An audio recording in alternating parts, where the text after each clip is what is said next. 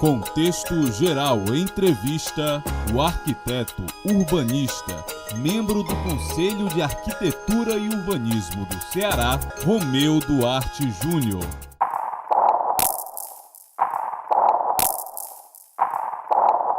Eu nasci em Belo Horizonte em 1959, vim ainda criança para Fortaleza. Meu pai era militar da aeronáutica, minha mãe professora primária. Estudei no Colégio Cearense, me formei arquiteto e urbanista em 1985, no curso de Arquitetura e Urbanismo do UFC. Em 1991, passei a ser professor do curso de Arquitetura e Urbanismo. Posteriormente, me tornei presidente do IAB Ceará, do Instituto de Arquitetos do Brasil, de 92 a 93. Entre 94 e 96, fui presidente da direção nacional do IAB. Em 97, fui convidado para dirigir a seção cearense do Instituto do Patrimônio Histórico e Artístico Nacional, o IPHAN, onde fiquei até 2008. Sou mestre e doutor em arquitetura pela Faculdade de Arquitetura e Urbanismo de São Paulo.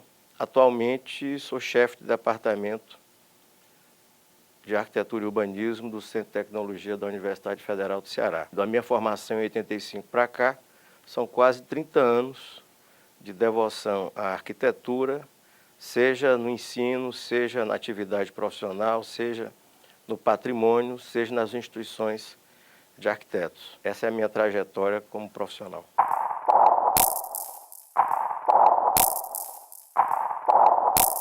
Eu acredito que os desafios para a nossa profissão são inúmeros e são muito variados.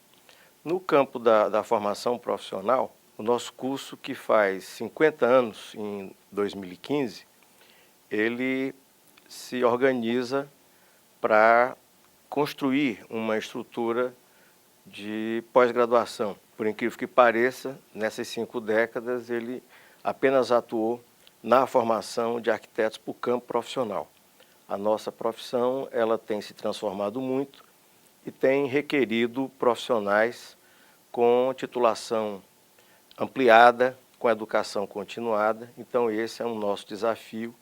O nosso programa de pós-graduação no momento está sendo analisado pelo MEC e tudo leva a crer que no ano que vem nós já tenhamos essa estrutura de pesquisa e pós-graduação no nosso curso de Arquitetura e Urbanismo. No que diz respeito a, vamos dizer assim, ainda a formação, eu acredito que seria necessário, e quando eu falo disso, eu falo no que diz respeito à Universidade Brasileira, que seria mais importante, seria fundamental a universidade ter uma relação mais direta com o fazer e com a prática. Nós estamos formando profissionais distantes do fazer, e isso não é bom. Nós temos que formar profissionais para enfrentar os desafios que esse país nos coloca todo dia à frente. A pauta das cidades, a agenda do urbano se transformou tremendamente e se requer um profissional que tenha condições de enfrentar materialmente, com seu conhecimento, com seu talento e com todas as suas condições, os seus instrumentos, esses problemas e procure encontrar soluções novas para problemas novos. No que diz respeito à questão profissional, é recente a existência de arquitetos formados aqui no Ceará, por volta de 1955, meados da década de 50, chegaram os primeiros arquitetos aqui no estado, encontraram um ambiente hostil, ninguém sabia o que era arquitetura ou para que servia um arquiteto, e de lá para cá, com muita dificuldade, com muito esforço, esse caminho tem sido trilhado, espaços têm sido ocupados, mas eu acredito que ainda a arquitetura não faz parte da cultura da cidade e o nosso trabalho ainda não tem um reconhecimento que deveria ter. Nós precisamos fazer com que a nossa profissão ela realmente seja necessária. Há muita gente que vê a nossa profissão somente como aquela que só quem tem dinheiro é que pode contratar.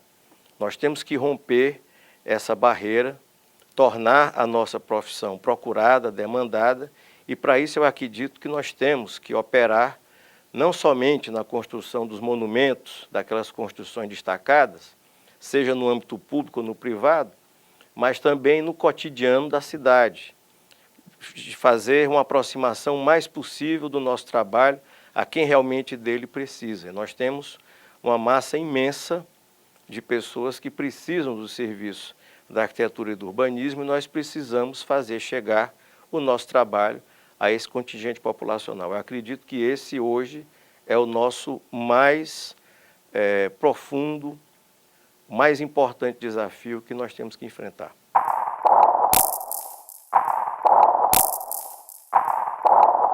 Eu sou do tempo que o arquiteto trabalhava o projeto à mão, com um desenho, o desenho de observação, o croquis, o desenho técnico.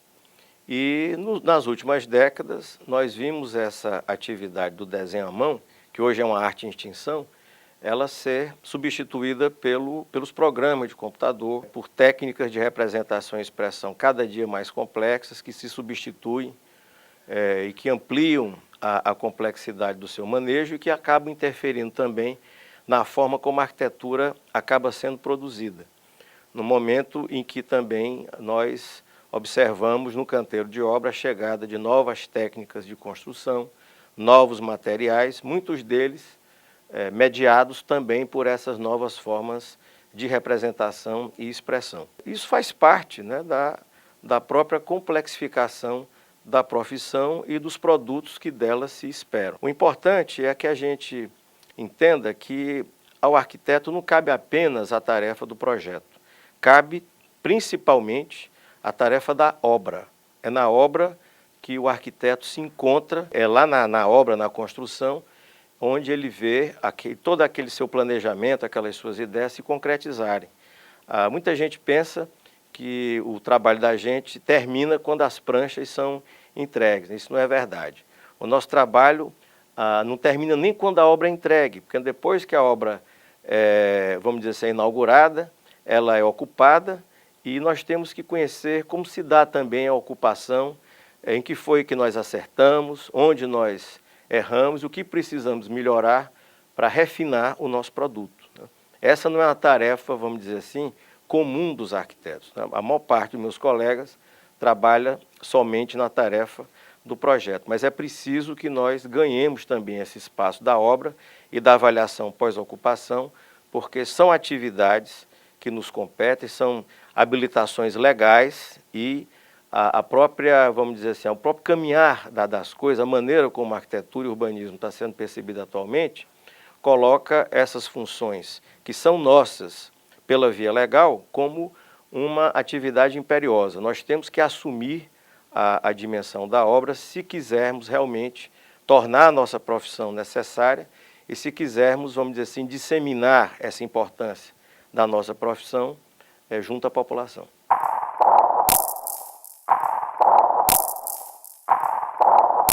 Criou-se um mito, né, de que o arquiteto é esse profissional distante, inalcançável, difícil, complicado, né, quando, na verdade, né, as coisas não são assim. É bem verdade também que para a construção desse mito, muitas vezes, nós contribuímos bastante, né, no momento que nós nos afastamos dos reais anseios da sociedade, que não levamos em consideração o que as pessoas realmente querem, principalmente em trabalhos de urbanismo, em que a vontade ou o desejo do profissional arquiteto não deve prevalecer sobre, vamos dizer assim, as intenções das demais pessoas. Então, eu acho que para a gente ter esse novo profissional, ele tem que, vamos dizer assim, além daquilo que ele aprende na escola, daquilo que ele acaba construindo como um acervo do seu conhecimento. Um arquiteto hoje, ele tem que conhecer os anseios populares, tem que gostar de gente, tem que andar na rua, né, tem que conversar com as pessoas, tem que conhecer o outro, tem que respeitar a alteridade, tem que conhecer muita história, tem que conhecer construção, tem que respeitar as questões do meio ambiente, da sustentabilidade. Ou seja, ele não pode se encerrar somente no seu mundo de representação, com as suas referências cultas, né? Porque aí ele está, vamos dizer assim, fechado dentro de uma prisão. Ele tem que se abrir para esse mundo exterior e tornar conhecido o seu ofício. Daí eu dizer que esse é um desafio que nós devamos enfrentar e uma espécie assim de sair, né, dessa redoma que nos aprisiona, e esse vidro que nos encerra, a construção dele, em boa parte, é responsabilidade nossa, né? Nós temos que, vamos dizer assim, escapar dessa situação para nós encontrarmos ou reencontrarmos, né, a população, a comunidade, porque é com ela que a gente deve avançar. O arquiteto ele não pode ser visto apenas como aquele profissional dos trabalhos espetaculares, dos trabalhos especiais, dos monumentos inatingíveis, não. Ele tem que ser um profissional do cotidiano. Há quem diga, como é o caso do Roberto Segre, um historiador da arquitetura argentino, falecido no ano passado, que ele pregava que o arquiteto deveria ser como um dentista de bairro, uma pessoa que contribui cotidianamente para o bem-estar da comunidade, fazendo trabalhos pequenos, médios, grandes, né, mas atuando intensamente junto à comunidade. Algumas profissões têm esse tipo de inserção no meio social, né? Os profissionais da saúde, né? A gente poderia dar como, vamos dizer assim, exemplos, os médicos, os dentistas, os fisioterapeutas. A relação é direta com a comunidade, porque a saúde é um direito social. Por que não pensar que a arquitetura e o urbanismo também podem ser direitos sociais? Direitos que estão à disposição, ao alcance das pessoas. Então, eu acredito que essa é uma batalha que nós devamos encetar no sentido de nós transformarmos a nossa profissão e fazê-la chegar de uma maneira mais eficiente a quem realmente dela precisa.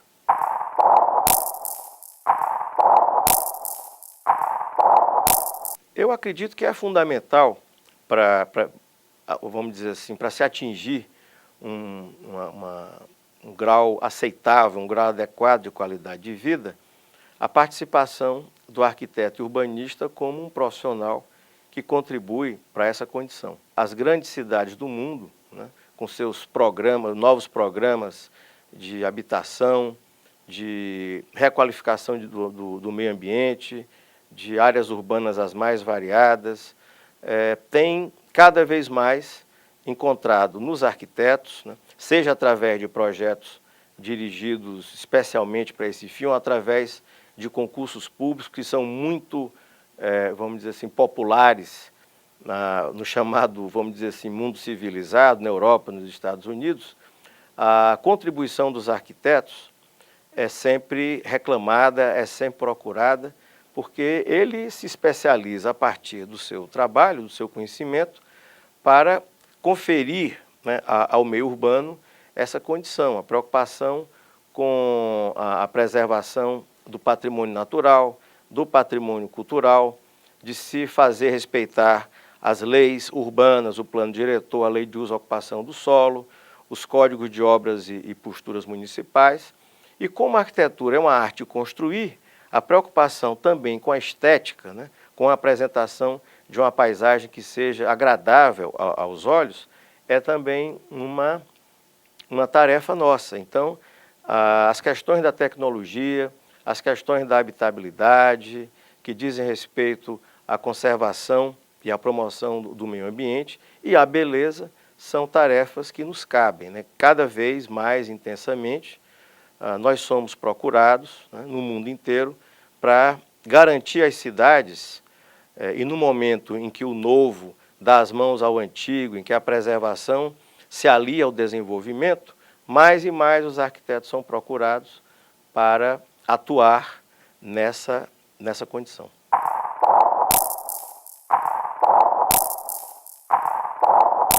A arquitetura e o urbanismo são expressões culturais, né?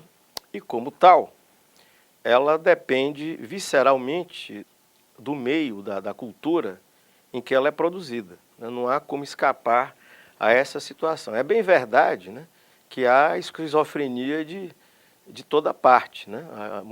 Nós vemos muita coisa ser produzida em termos de arquitetura aqui na nossa cidade, cujos artefatos arquitetônicos estariam bem melhor situados vamos dizer assim, em lugares com outra latitude, né? Obras que são realizadas que não levam em consideração as nossas condições específicas de clima, de ventilação, de insolação, que hoje são, e desde sempre, né? Mas hoje em dia há uma verdadeira, vamos dizer assim, loucura no sentido de se respeitar esse tipo de situação, né? Porque torna mais sustentável, né, o processo de construção e torna mais condizente com o meio ambiente a arquitetura produzida quando ela considera esses imperativos do clima, né? Não só do clima, como também da cultura, né? A nossa maneira de ser, né? Que é bastante simples e despojada. A nossa arquitetura ela deveria revelar esses valores, né? Deveria incorporar e expressar os valores de uma cearensidade e, ao mesmo tempo, de uma universalidade, né? Porque nós somos cearenses, mas, ao mesmo tempo, somos cidadãos do mundo. E a nossa arquitetura ela deveria expressar isso de uma maneira mais evidente, coisa que eu acho que ainda falta ela apresentar. Eu não diria que exista uma escola cearense de arquitetura, né? Há uma certa dificuldade por parte dos meus colegas de expressar essas condições que são naturais e culturais a partir da arquitetura. Mas isso é uma construção que se faz a partir da consideração do meio. Isso também faz parte da educação do profissional para ele considerar esses elementos como fundamentais no jogo da produção da arquitetura e do urbanismo. Com relação à política, né, há, claro, também uma relação muito direta, né, das decisões com relação ao que se faz na cidade, né, seja no âmbito da arquitetura, no âmbito do urbanismo, e eu acredito que com o aperfeiçoamento da vida democrática no nosso Brasil, no nosso país, essa condição ela se torna mais, a meu ver, risonha, apesar da democracia e da cidadania, são questões que nós temos que refinar no cotidiano, né? Mesmo com essa condição que nós, com muito esforço, conseguimos construir aí nesses últimos 28, 30 anos, mas nós vemos que, de certa forma, há ainda muito autoritarismo, a sociedade brasileira ainda é muito autoritária, né? As gestões públicas, elas primam por esse autoritarismo quando não escutam, quando não consideram os anseios da comunidade, da população, e isso tudo se transforma em obras, em projetos que passam completamente ao largo, muitas vezes, das necessidades, das aspirações da comunidade, causando incômodos, causando polêmicas completamente desnecessárias, né? Não precisa aqui a gente se reportar a obras recentes ou projetos recentes aqui na nossa cidade, né, para nós revelarmos os embates, as dificuldades existentes entre as autoridades proponentes de determinadas obras e a comunidade. Muitas vezes há desencontro, e esse desencontro é produzido exatamente pela dificuldade ou pela, vamos dizer assim, pela falta de vontade de diálogo entre as partes, né? A arquitetura ela se produz a partir dessa fricção, desse contato. E se há dissenso, dificilmente a arquitetura pode se produzir de uma maneira que agrade a todo mundo.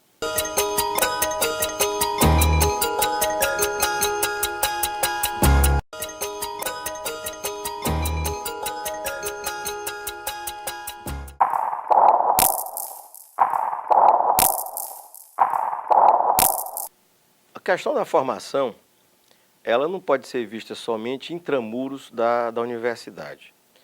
Eu me lembro, quando estudante de arquitetura, que eu saía de casa às 7 horas da manhã e voltava meia-noite, 1 hora da manhã do dia seguinte, rodando a cidade para conhecê-la melhor, né? Há 30, 40 anos, a cidade de Fortaleza era um campo amplo de possibilidades, era vamos dizer, um livro de pedra. Você podia circular pela cidade inteira e analisá-la sob o prisma da arquitetura. Eu saía de manhã com meu caderninho, minha lapiseira, borracha e tal, e saía por aí fazendo desenhos, né, croquisando, conhecendo a cidade de outra forma, uma cidade que até então eu só conhecia como usuário. Eu não havia ainda feito naquela época, uma reflexão sobre o que era a cidade, né? Como é que ela era dividida, os seus elementos, a sua estruturação urbana arquitetônica. Isso a gente fazia andando na cidade, né? Hoje em dia é difícil você fazer isso, né? Nós vivemos não só numa cidade violenta, numa cidade insegura, e que faz com que muita gente não tenha desejo de sair de casa. E isso é um complicador para o trabalho do arquiteto, porque se ele não tem condição de circular, de conhecer, de se inteirar do que é a sua cidade, isso se rebate negativamente no seu processo de formação. Eu vejo lá com preocupação com os meus alunos, né, quando nós fazemos visitas de campo, ou então quando eu proponho a eles a elaboração de algum trabalho que envolve visitas à obra, a determinados setores da cidade, e eu sinto que há, vamos dizer assim, um certo mal-estar com esse tipo de trabalho, porque eles vão ter obstáculos, eles se sentem inseguros, né? Porque a cidade de hoje é completamente diferente da cidade de 2, 3 décadas para trás. Mas no que toca assim à formação, eu vejo que os alunos hoje, eles chegam, né, essa nova geração Y, se é que a gente pode chamar assim, eles já chegam assim, vamos dizer, tunados, né? Eles já vêm ligados na tomada, né? Porque a relação deles com o mundo virtual é uma coisa completamente diferente da relação da minha geração com a imagem, com a produção do desenho, da representação, né?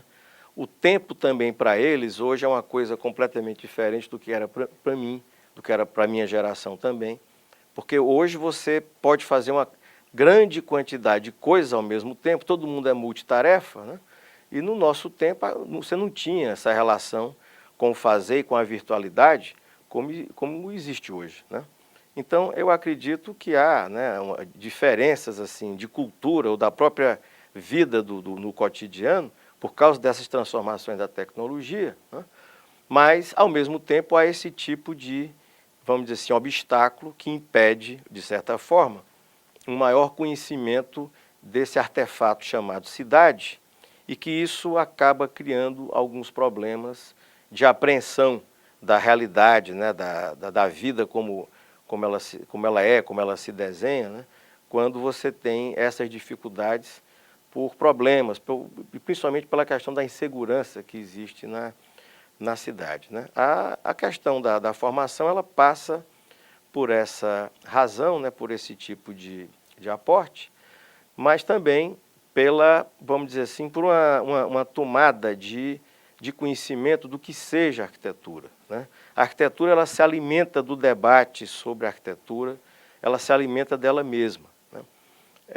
Eu acho que hoje, por essa fragmentação, por essa quantidade tão grande de assuntos e de interesse que o mundo virtual oferece, é como às vezes eu brinco com os meus alunos, né? Assim, eu queria que vocês gostassem de uma coisa que eu não sei se realmente se vocês estão interessados, que é arquitetura e urbanismo. Na escola de arquitetura isso deveria ser o interesse principal, né? Mas há uma oferta tão grande de temas, né, e de questões, uma fragmentação, uma pedaceira, vamos dizer assim, de assuntos e temas tão grande, tão intensa, que faz com que muitas vezes o objeto do trabalho ou do estudo, né, do foco do estudante, ele se perca, né? Eu sempre digo, é necessário que nós tenhamos repertório, que nós conheçamos a produção da arquitetura do passado, que nós saibamos o que se faz hoje em dia no presente, na nossa cidade, no Brasil, no mundo, que a gente tenha sempre uma antena ligada, que a gente esteja sempre atento ao que acontece à nossa volta, porque o debate, principalmente o debate político, não somente o debate sobre a produção da arquitetura em si, mas como é que ela pode, vamos dizer assim, contribuir para a melhoria do ambiente urbano, para a melhoria da vida da comunidade, né? Como é que a arquitetura se insere nesse cotidiano, na dinâmica urbana. É esse debate que nos interessa, né? E eu não sei se há um interesse maior, né, dos estudantes nesse tipo de situação, né? Eu não consigo ver assim de uma maneira muito forte como é que se dá esse viés político no debate sobre as questões da cidade, sobre as questões da da arquitetura. Mas eu entendo também que isso é uma questão de maturidade, né? A pessoa amadurece, ela vai trabalhar, né? Ela vai conhecer a realidade depois que sai da escola e aos poucos essas questões elas vão se consolidando, né? No processo de amadurecimento de cada um. A produção da arquitetura e do urbanismo no mundo ela é pautada pelas grandes realizações, pelas obras de relevo. No Brasil, nós temos pelo menos 2 mestres da arquitetura que são incensados, né, há muitos anos, como é o caso do Oscar Niemeyer e do Lúcio Costa. Lúcio foi o grande teórico da arquitetura brasileira, o cara que entendia tudo da arquitetura do passado e, ao mesmo tempo, era aquele que foi o primeiro a adotar, juntamente com Grigori Warshawski, a ideologia do modernismo, ou, vamos dizer assim, das normas que o arquiteto Le Corbusier, né, o franco-suíço, estabeleceu no mundo, né, a partir do seu ideário ligado ao purismo. Né.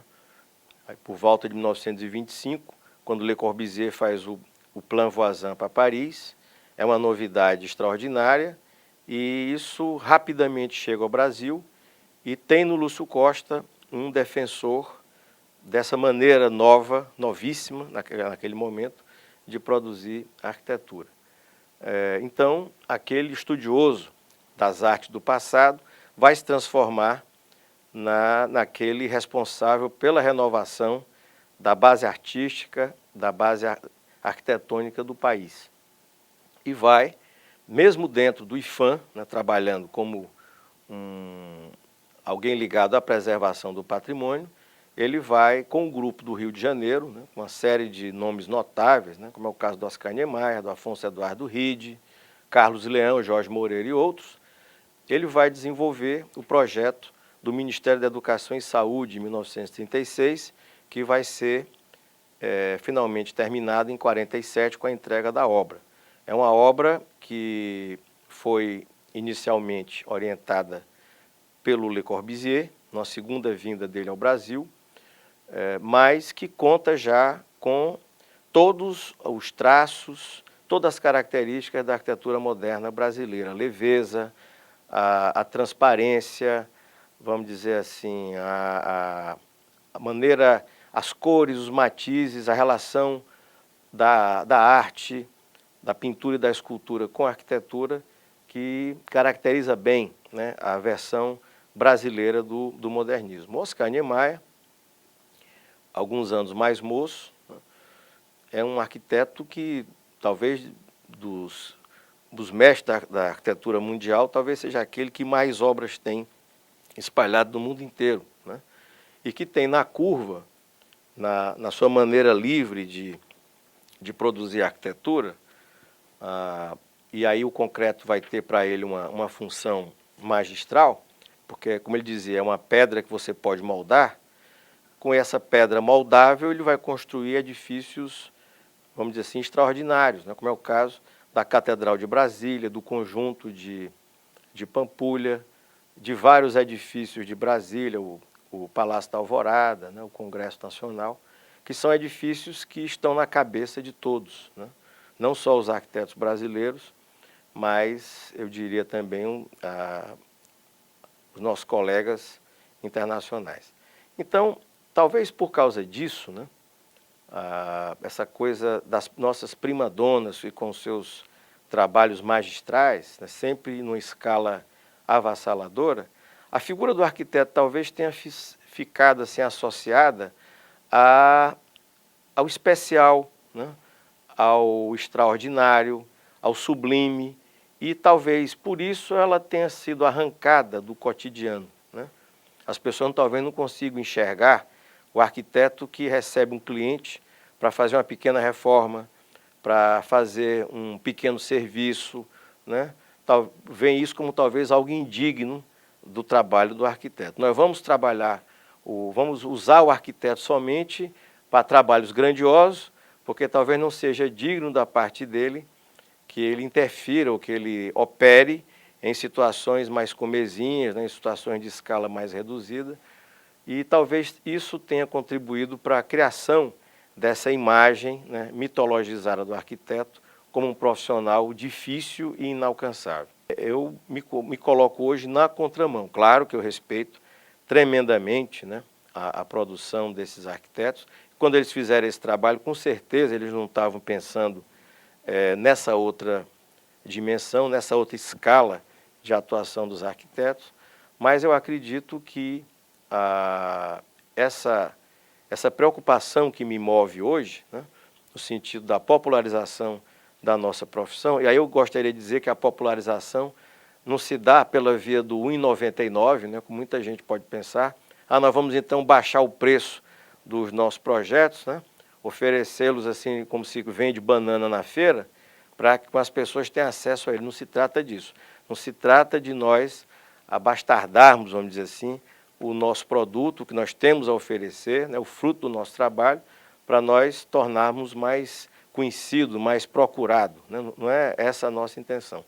No sentido de nós fazê-lo mais conhecido, mais valorizado e mais respeitado, mas também atuando de forma digna e responsável, né, dentro do mercado da arquitetura. Então, eu acho que essa figura, né, do arquiteto como esse ser quase divinizado é uma construção que nós devemos desconstruir. Nós temos, na verdade, que construir um outro tipo de profissional. Um profissional que esteja ligado às necessidades da comunidade e que esteja preparado, principalmente no campo da obra, a responder às demandas que vêm exatamente dessa comunidade. Então, nós estamos falando hoje de um novo papel que esse profissional vai passar a ter. Em vez de ser acionado somente como prima-dona para realizar aqueles trabalhos que são extraordinários, ele tem que ser um profissional que tem que estar pronto para atuar em qualquer âmbito, em qualquer condição. Num país como o Brasil, né, com demandas espaciais as mais diversas, né, decorrentes de um sistema ainda perverso de desigualdade, né, eu acredito que é este o foco do nosso trabalho, né, atuar junto a quem realmente precisa dos serviços de arquitetura e urbanismo para tornar a sua vida mais confortável e mais digna.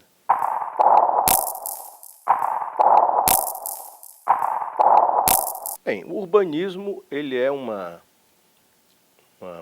nasceu como uma ciência na passagem do 19 para o 20, né, como uma forma de se, vamos dizer assim, organizar espacialmente a nova cidade industrial, aquela cidade que nascia no passo da Revolução Industrial e que tinha como missão primeira, na Europa, derrubar, né, demolir a cidade pré-industrial. Não havia nenhum tipo de compaixão com aqueles edifícios antigos, medievais, né?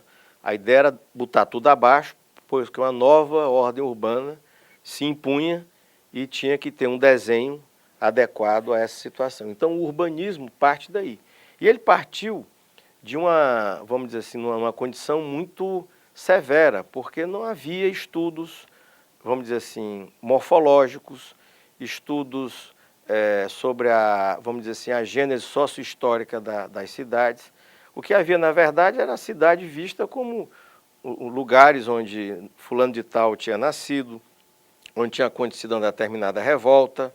Ou seja, havia uma compreensão das cidades como locais onde havia acontecido alguma coisa de relevo, mas a cidade em si, na sua forma, na sua morfologia, nas suas camadas de construção, no seu processo sócio-histórico de formação e evolução urbana, eram questões que ainda não haviam sido sistematizadas, inventariadas e tal. Então, a partir daí se tem todo um esforço no sentido de que as cidades passassem a ser conhecidos a partir de objetos em constante construção.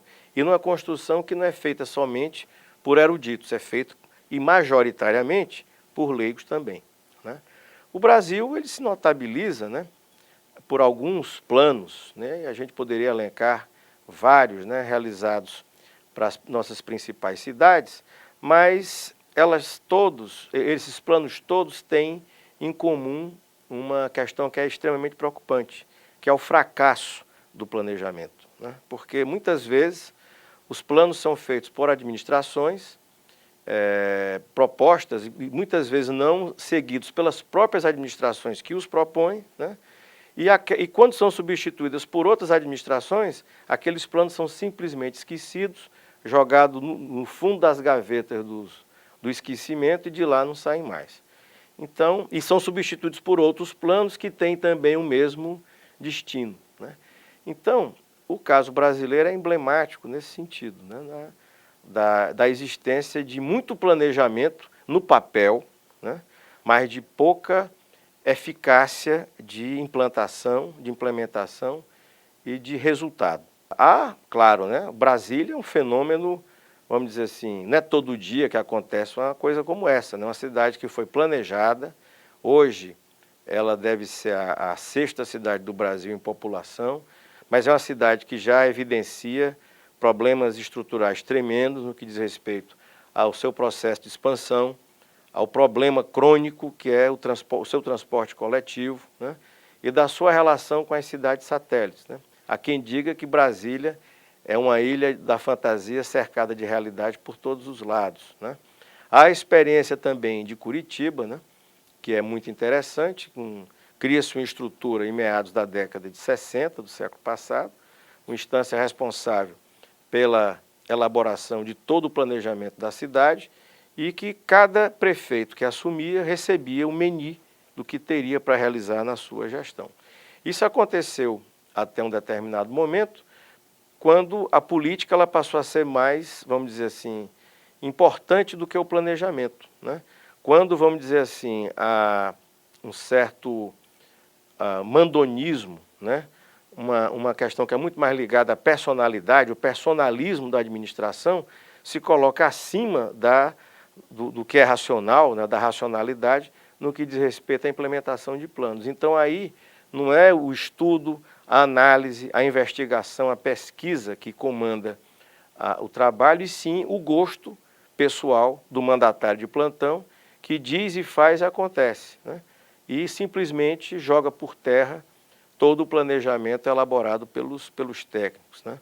Um outro problema é que nós não temos aqui, de uma maneira mais tradicional, uma relação mais aproximada entre as administrações e a população. Você vê planos, projetos sendo impostos goela abaixo das comunidades, sem que essa possa se manifestar ou que tenha os seus reclamos perfeitamente considerados e atendidos pelas administrações, né, municipais, no mais das vezes. O que gera dissensos, o que gera oposições tremendas, né, com projetos que muitas vezes são fracassados ou que são mal sucedidos no sentido de não atenderem, né, exatamente aquela população à qual ela deveria atender. Então, essa é outra tradição, né, infeliz tradição que nós temos no planejamento urbano no nosso país e que são problemas que nós precisamos superar, né, nesse refinar cotidiano da democracia, né, para que nós consigamos estabelecer novas bases sustentáveis para a relação entre o poder político, né, as administrações municipais, no mais das vezes, e a comunidade, para que a gente tenha, né, soluções viáveis para os problemas que se nos aparecem todos os dias.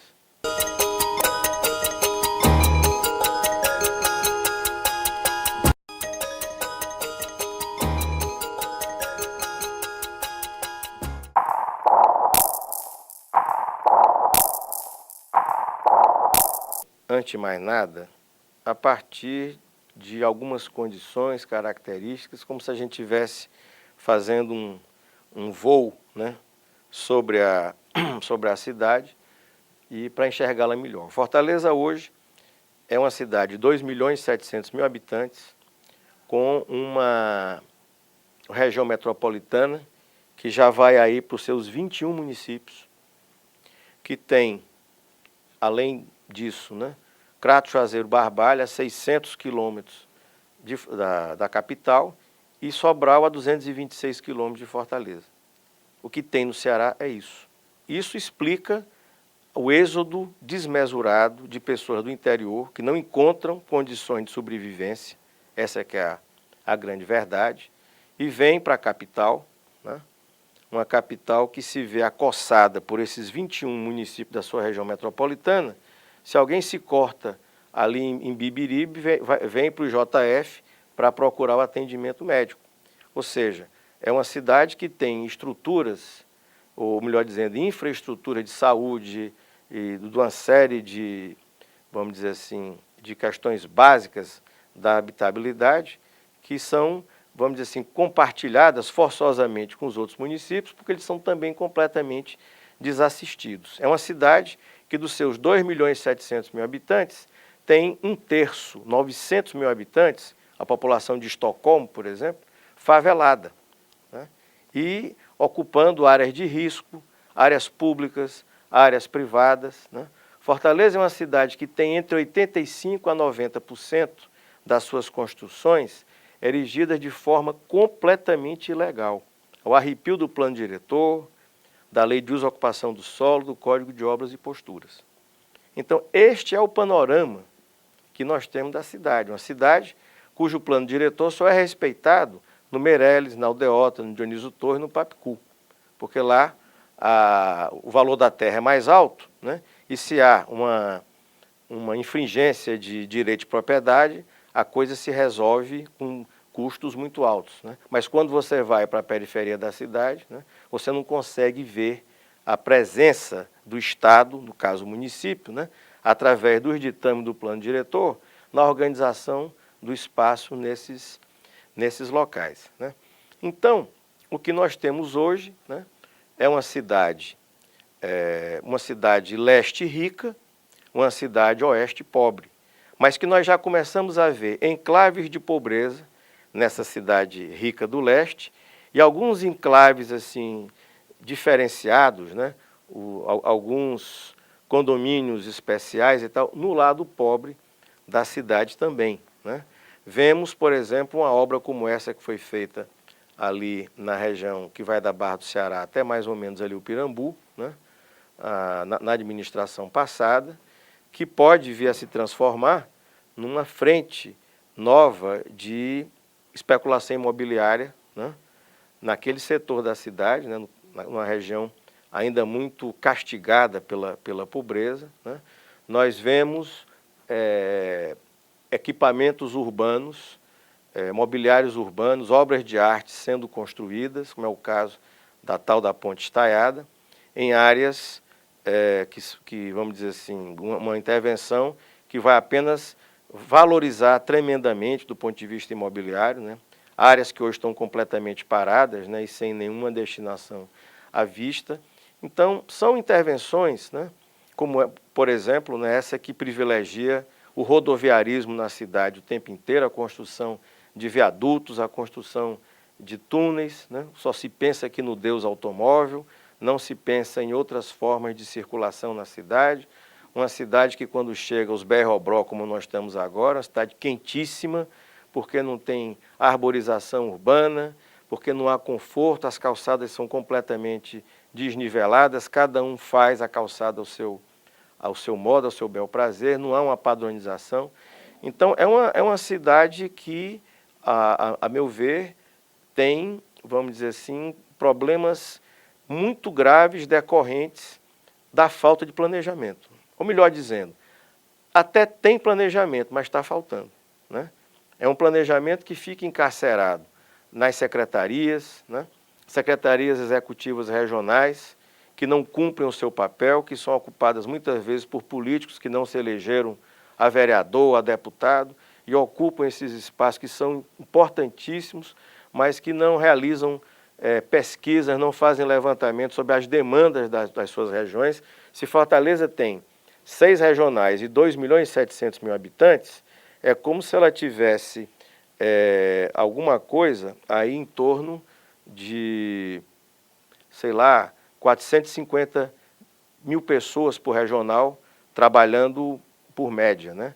Então, 450 mil habitantes já dá uma medida de uma cidade média, né? É como se nós tivéssemos Fortaleza repartida em 6 cidades médias, que reclamam planejamentos especiais, porque cada regional, composta por um conjunto grande de bairros, tem as suas especificidades, tem as suas demandas, que são completamente diferentes uma da outra, né? Que tipo de planejamento se faz para a cidade a partir das regionais? Eu não conheço. Eu vejo a fiscalização brigando com o planejamento, né? Quando na verdade eles deveriam estar integrados. Eu vejo obras sendo propostas pela prefeitura, né? A contragosto da comunidade, sem ouvir a comunidade, sem a realização de concursos públicos de arquitetura e de urbanismo, numa cidade que carece de vocação, um centro que está entregue ao abandono.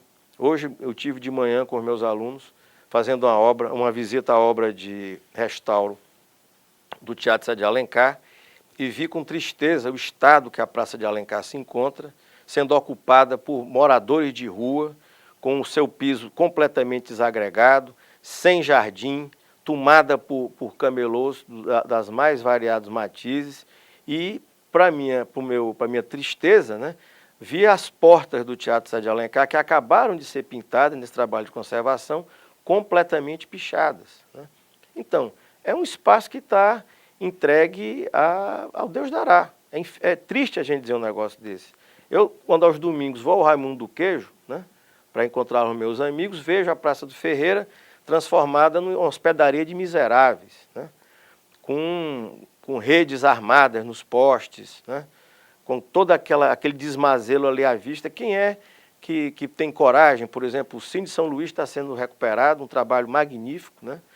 Mas o que adianta se recuperar o Cine de São Luís se não há segurança, se não há condição de salubridade de você, por exemplo, assistir uma apresentação de um filme e agora também uma peça teatral, porque o teatro vai ser um cine-teatro, vai recobrar a sua condição original, mas se você não tem condição de saber se você volta para casa indo num domingo à tarde para ver um espetáculo desse.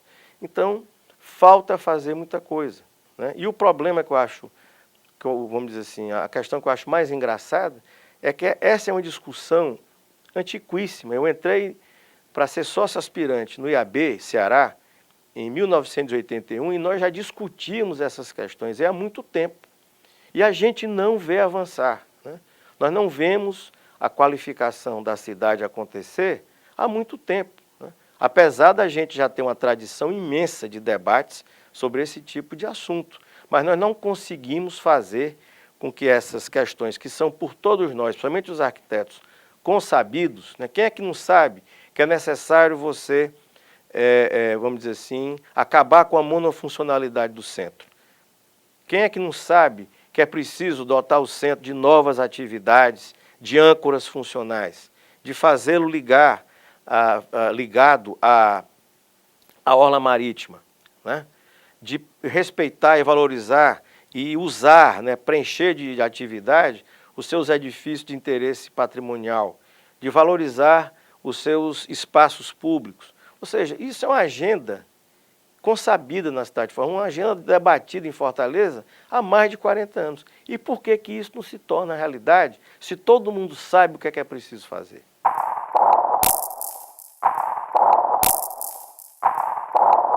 Eu acho que o problema compete não somente às administrações da cidade, mas também à população, né?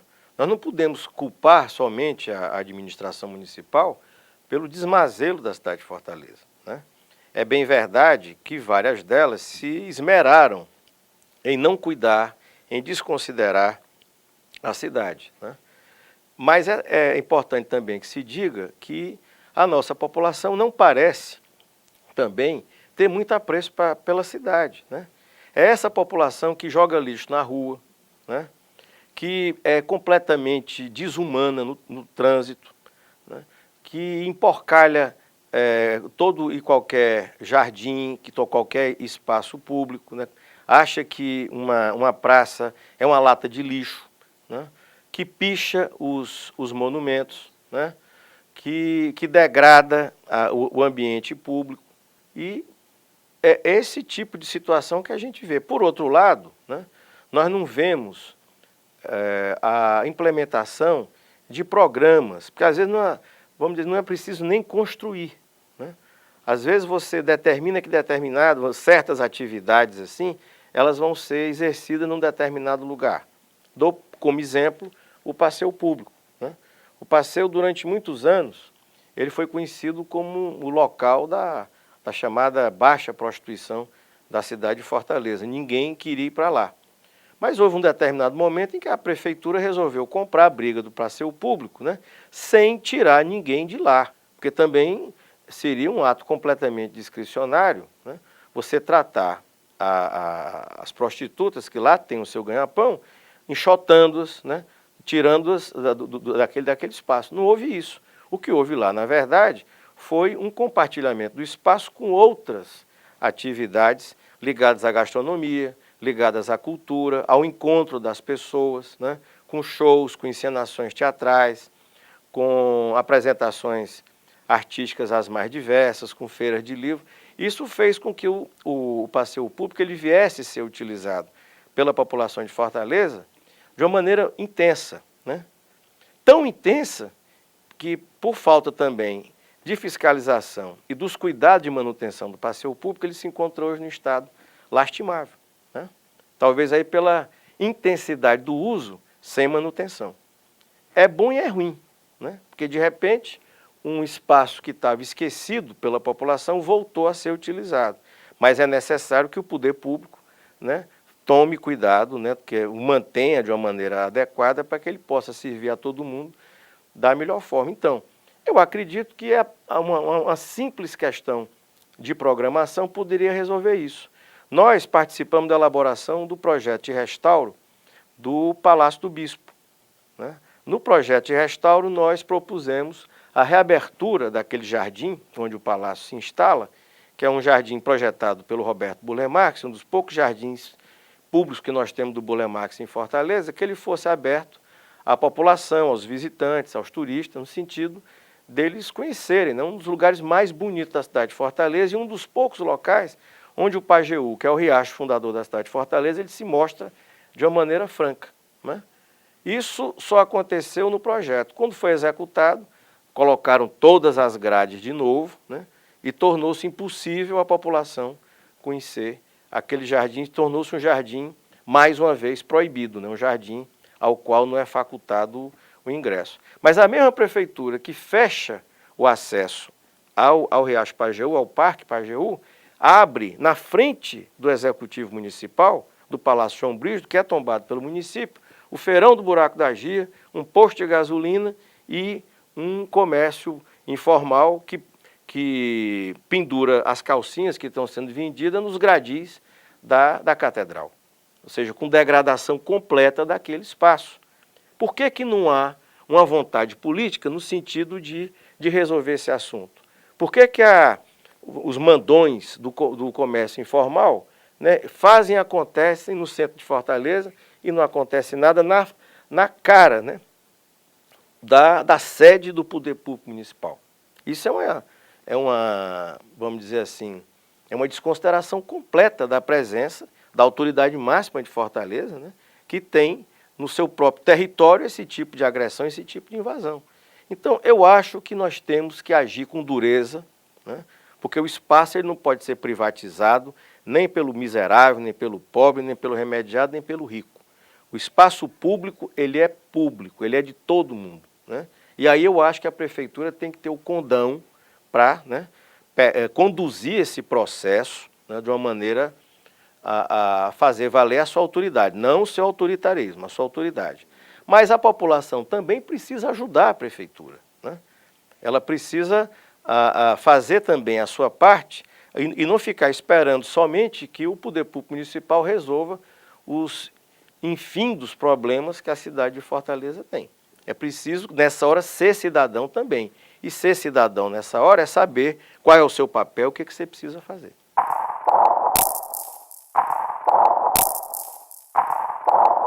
É uma cidade que se desenhou e vem se desenhando na escala do automóvel individual.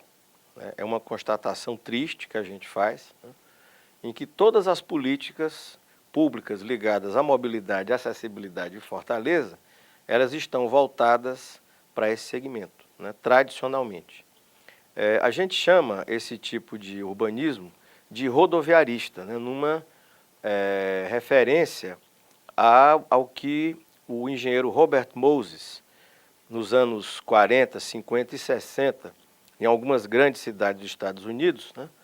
Um urbanismo empreendido por ele no sentido de valorizar somente o fluxo do automóvel individual, destruindo comunidades inteiras, como ele fez lá no Bronx e no Harlem, lá em Nova York, né? Que está explicitado naquele livro do Marshall Berman, né? Tudo que é sólido desmancha no ar. Ele mostrava um desapreço completo pela cultura dos imigrantes dos Estados Unidos e via naqueles espaços o local preferencial para realizar as suas grandes intervenções viárias, né? O que ele chamava de renovação urbana do seguir o fluxo, né? Follow the flow, como ele dizia, né? O fluxo era exatamente o fluxo dos automóveis, né?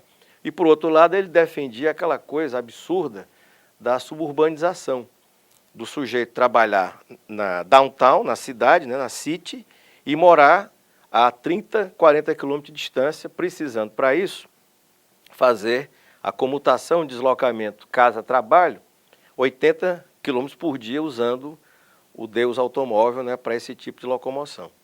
Não é à toa, né, que quando os Estados Unidos quebraram há 5, 6 anos atrás, algumas cidades que tinham a sua estrutura urbanística baseada nesse tipo de situação foram as que mais sofreram, como é o caso de Detroit, que hoje é uma cidade que faliu, né, está simplesmente passando por um abandono terrível, né? A cidade foi organizada dessa forma, com os seus subúrbios, né, e as pessoas trabalhando na cidade. Hoje as pessoas pensam diferente, né?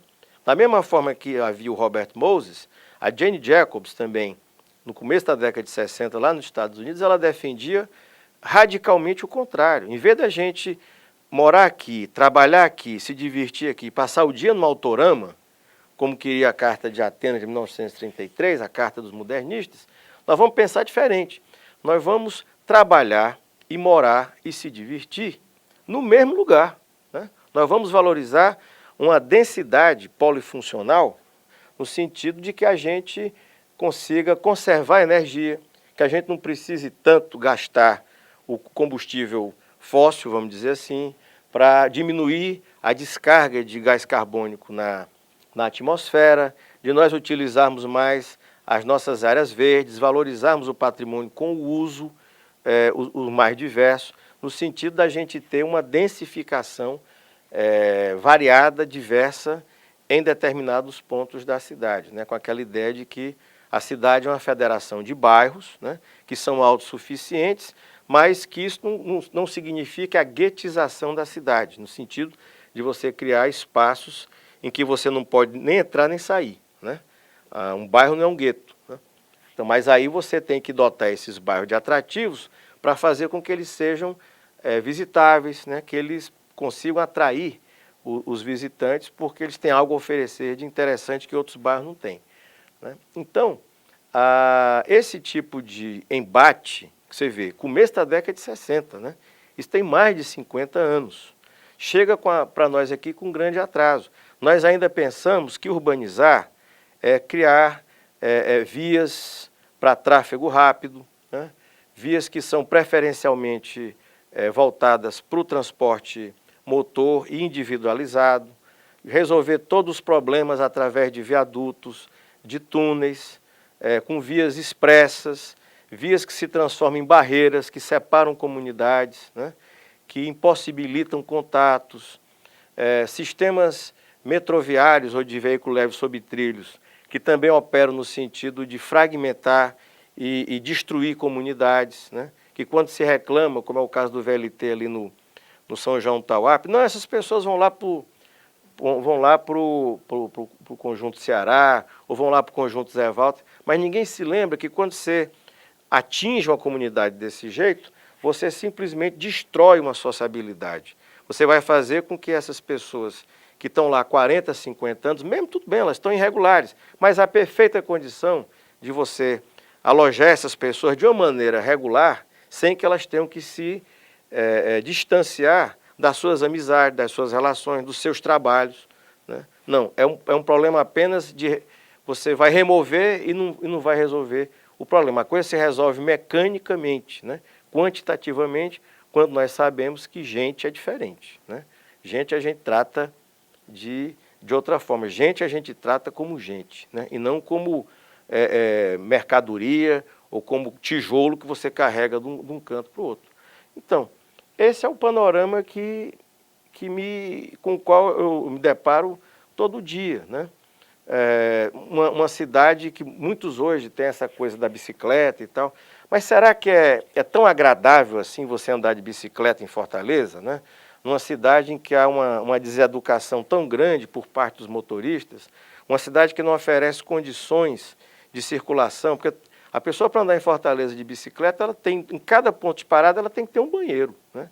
Porque ela não tem sombra, né? As ciclofaixas, elas estão muitas vezes ocupadas por ônibus, por automóveis estacionados, né? E não há um conforto urbano que garanta uma condição de agradabilidade, né, para esses verdadeiros heróis, né, que circulam a cidade todo dia com as suas bicicletas, né, para tornar esse trajeto mais agradável. Então, é preciso que nós consideremos que há uma nova agenda para a cidade, né? A cidade, os seus habitantes, eles precisam ser ouvidos, precisam ser considerados. Não há mais condição de nós fazermos uma política de gabinete, ou então uma política de alguns técnicos iluminados que chamam para si uma determinada responsabilidade de resolver todos os problemas da cidade, sem ouvir a comunidade, sem conhecer um histórico de problemas, de alguns sucessos e de muitos fracassos de administrações passadas, né? É necessário que quem chamar para si esse tipo de responsabilidade a partir de agora, e nós vemos aí, pelos anúncios da administração municipal, o interesse da atual gestão de realizar um amplo programa de intervenções na cidade de Fortaleza, não chamado Fortaleza 2040, né? Mas que, se não for realizado dessa forma, com o intenso concurso da comunidade, né, sendo ouvida em todas as suas demandas, não há condição de realizar isso de uma maneira séria e bem sucedida.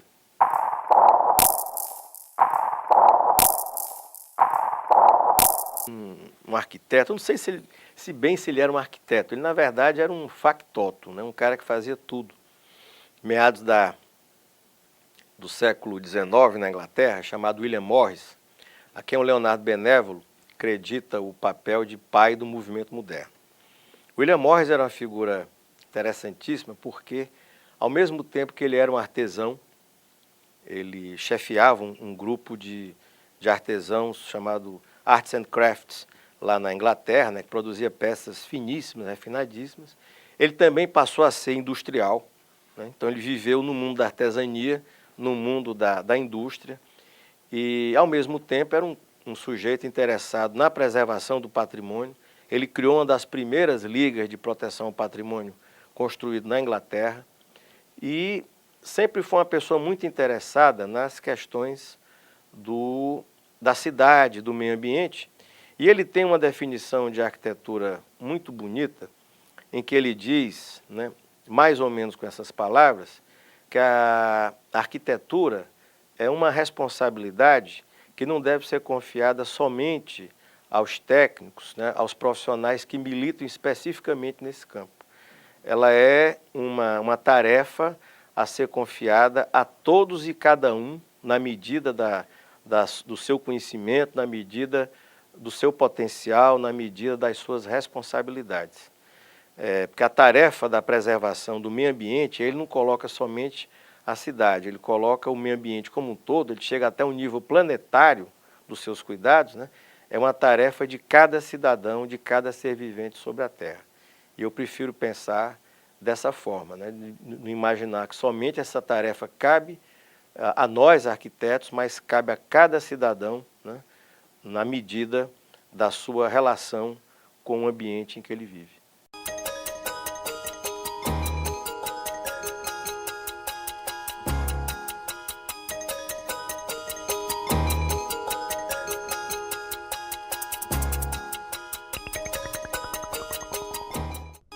Contexto Geral entrevistou o arquiteto urbanista, membro do Conselho de Arquitetura e Urbanismo do Ceará, Romeu Duarte Júnior.